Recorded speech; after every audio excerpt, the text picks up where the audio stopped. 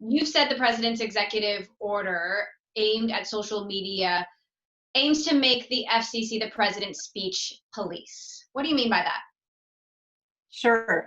Section 230 has been around for decades, and it's really important for online speech.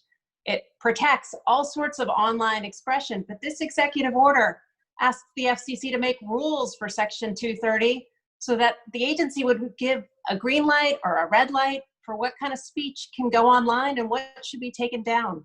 I don't think that's right. The FCC hasn't taken any action on this yet. Do you think they will? Well, according to the executive order, the Department of Commerce is going to file a petition with the FCC asking us to take action sometime before the end of July.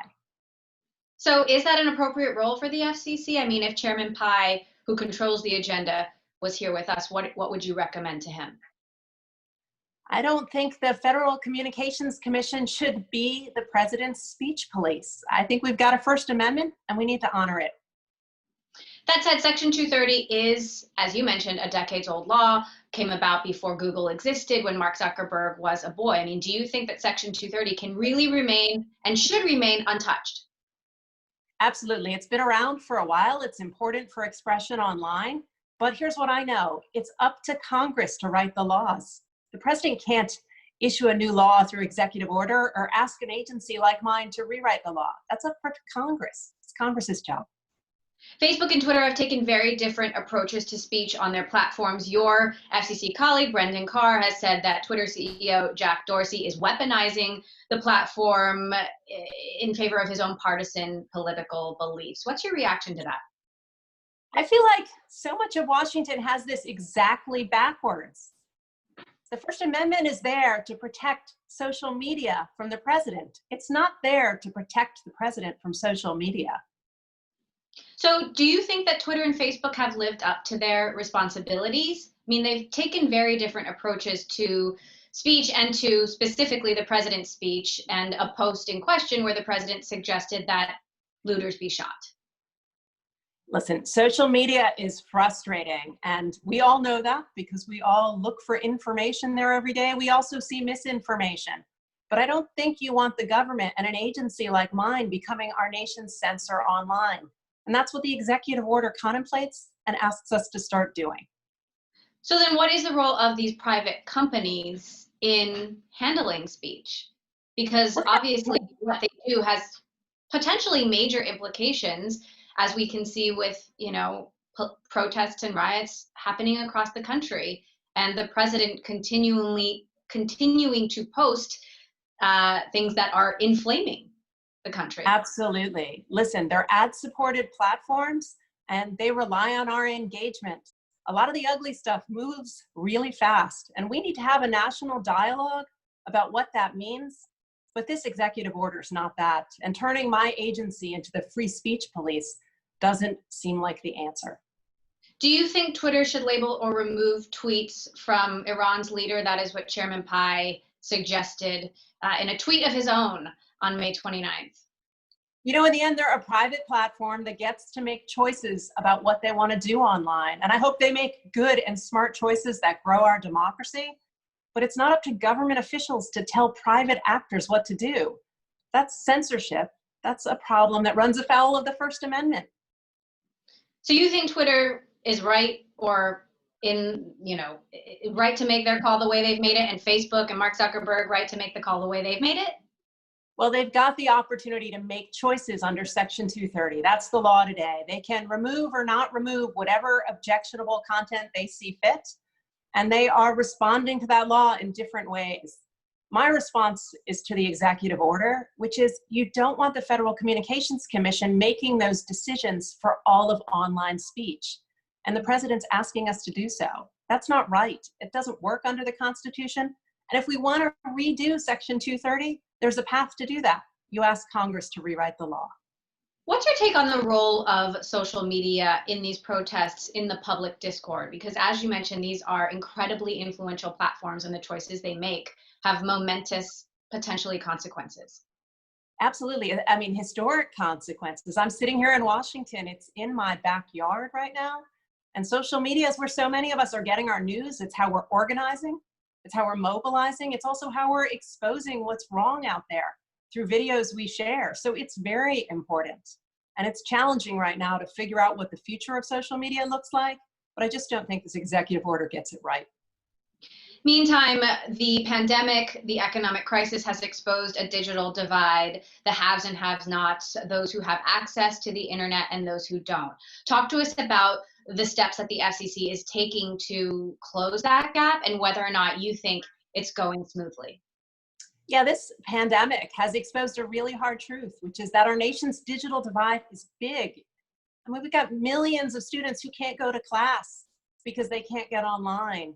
We've got folks who can't continue with their jobs because they don't have internet access. We've got parking lot Wi-Fi in this country right now because people don't have access at home and they sit in their cars to go online and connect to school, to education, to healthcare. We've got to fix our nation's digital divide, and I think the FCC has a lot of work to do to make that happen. So the FCC is reassigning airwaves for 5G service. How smoothly is that process going, and is it the right path? Yeah, well, the United States led in the deployment of 4G, and the rest of the world took note of how the applications economy and the internet economy grew up here. And so there's a worldwide rush to do well in 5G. And candidly, I think this administration's been a little slow out of the gate. We don't have an all-government approach to 5G, and we've made some slow choices on spectrum policy, infrastructure deployment, and I think they're going to be challenging for us in the days ahead. I still think we can do a good job, but we've got our work cut out for us. So what are the consequences of that going to be, the slowness out of the gate? Well, it's hard to tell right now with the ongoing pandemic. I mean, we've slowed down spectrum auctions. There are standards that have been slowed down and deployments that have slowed down. But the future is going to be more connected. And the more things we connect to 5G, the more opportunities we're going to have in healthcare and education and entertainment, virtual reality, autonomous cars, so many things. And so the broader we can make those connections, I think the more we'll see our economy grow. The FCC is voting Tuesday to speed up the process for companies to get local approval for placing 5G antennas. Where do you stand on this? You know, what strikes me most is a lot of municipalities are concerned that this takes away their authority. So here we are in the middle of a pandemic when we've got these crises in the street and public health care problems. And in Washington, we're taking away the authority of a whole bunch of cities and towns to decide where deployment goes in their backyards and on their streets. I think in the end, we get more deployment if we figure out a way to work between the federal and local authorities. I'm afraid we're not headed down that path. And rather than speeding our nation's 5G deployment, it might just slow it down. Now we are headed down the path towards a potentially very contentious election, a critical election, and we can expect that obviously social media is going to play a role, the president is going to be very vocal, and these companies are going to have to make some tough and complicated calls. What do you say to the folks that these platforms, Twitter in this case in particular, is censoring free speech? You know, I think that's the most ominous part of this executive order. It's not the actions my agency might or might not take. It's the fact from merely putting it out there, it's kind of a threat. I mean, it could deter those companies and the decisions they make about what misinformation they move offline or what objectionable content they choose to take down. Because the words of that executive order are sitting there in the background, and it's kind of a threat to their free speech choices. And it increases the capacity for them to self-censor in order to serve the president and the executive order. And I think that's the greatest chilling effect of what was put out last week. And I think it's worrisome. So in a way, you think it's actually undermining the Constitution, that it is unconstitutional? I think it's fraught with constitutional problems. I think a court will eventually tell us that. But in the interim, I think it does chill speech because it makes it a little harder to make decisions without recognizing that you might have the president's wrath if you take down objectionable content or violent content under Section 230.